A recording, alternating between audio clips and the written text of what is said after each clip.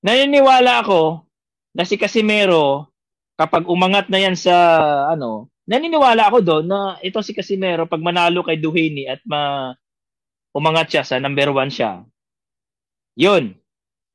Isa yun sa na mapapalaban siya kay Inoue kung, kung, ito lang, bigyan ko kayo ng hindi man ako magaling na analyze, pero ito po yun mga idol. Yung laban ni Inoue versus ngayon kay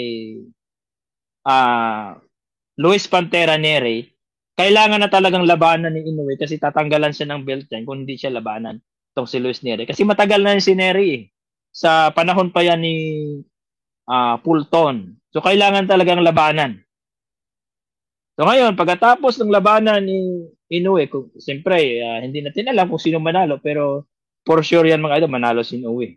Diyan makikita natin mga idol, kung interesado pa talaga si Inoue. Yung mga pinagsasabi ni Inoue na lalabanan ko si Casimero. O, yun yung mga sabi niya eh. Di ba? Kasi kung gusto talagang labanan si Inoue, kung gusto talagang labanan ni Inoue si Casimero, hindi na siya magsasabi na, ay, mahina si Casimero, kaya ayaw kong labanan. Hindi na. Kung mayroon siyang bayag na pinahiya siya ni Casimero, hihingi niya sa promoter niya, labanan ko si Casimero, pinahiya na ako nito. Kailangan ko ng puksain to. Oh. Oh, after niyan, oh. Di ba? Oh, naintindihan natin na yung kasi noon, na hindi, marami din kasing hate ni mga idol dandy, marami din kasing hate kay kay Coach Jason Casimero. Yun, isa yan sa mga Pero kung imagine mo nanalo si Casimero kay Akaho. Si Jason at saka si lang naman yun. Di ba? Nanalo siya kay Pilipos. Si Kuya Lods lang din yun. No? So, ang para sa akin, yung promoter at saka talaga, ang magbibigay dapat yun. Kung gusto nila na 100%. Siyempre, yung rules and regulation nila, kailangan din talagang nandun, no? Yung paghihigpit sa mga boxer. Sa boxer nila.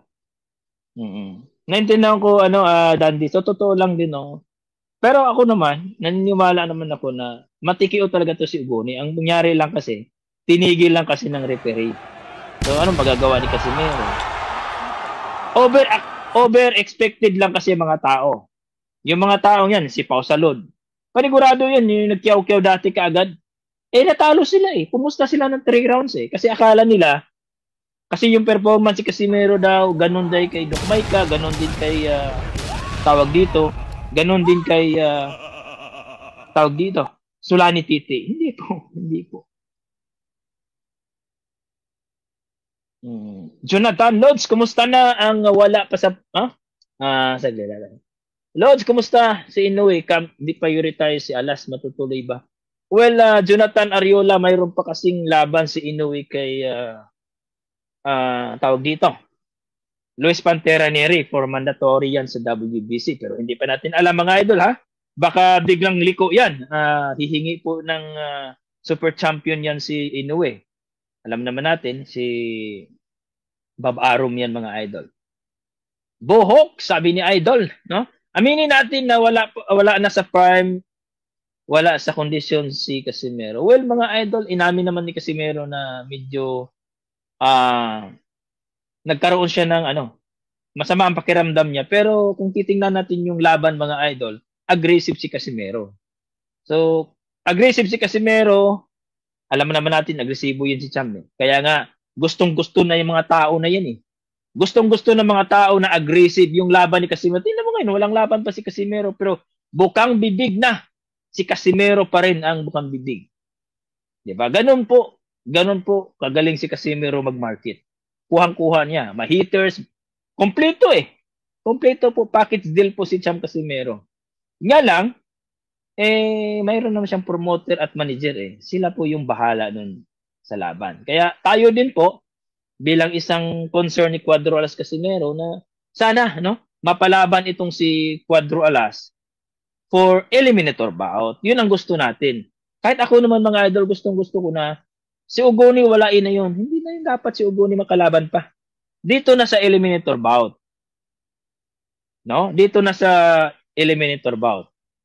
Kasi kung hindi po magawa ng paraan yan, gaya na sinabi natin, good news po ito, no? Yun ang pinag-uusapan natin mga idol, na good news po ito mga idol, no? Mayroon na pong mayroon na po tayong mga source na inapruba na po ng pamunuan ng WBO. Yes po, Dandy, no? Dapat lang po bigyan na po ng strength conditioning coach. Pero yung dati kasi idol, mukhang nasa kontrata ata yan, sila si Alas ata yung magbibigay ng strength conditioning coach. Kaya siguro, pero dapat talaga pag-usapan nila yan, no? Yung manager, promoter, si Cham na mag-provide ng kasi baka naman kasi ipa-shoulder ni Casimero ang strength conditioning coach. Medyo malaki din yon. Kaya siguro hindi na sila kumuha. Pero dapat talaga. Cancel daw sabi ni Isby Duhini. Tamtam TV. Well mga idol, Tamtam TV, hindi naman siguro idol, wala pa naman idol. Kasi nga na-approvean pa yun. Kung ang WBO talaga ang magbigay po na kailangan na talaga maglaban si Casimero at Duhini, wala pong magawa si Sean Gibbons idol. Kasi nga, siyempre ang kampo tandaan po natin si Sean Gibbons ay matchmaker, no?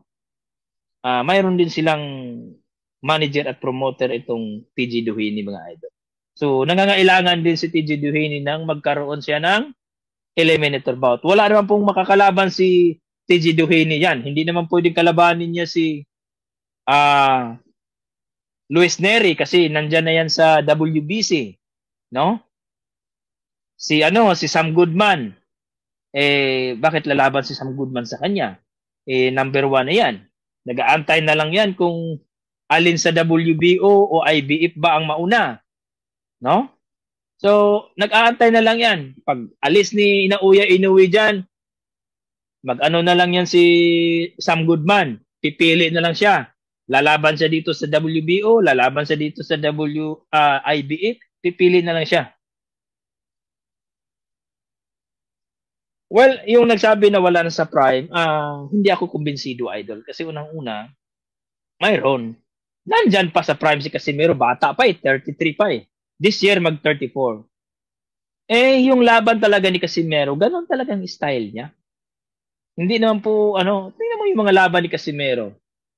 Mga style na pang ba, pero gugulatin ka niya. Yun yung mga style ni Casimero.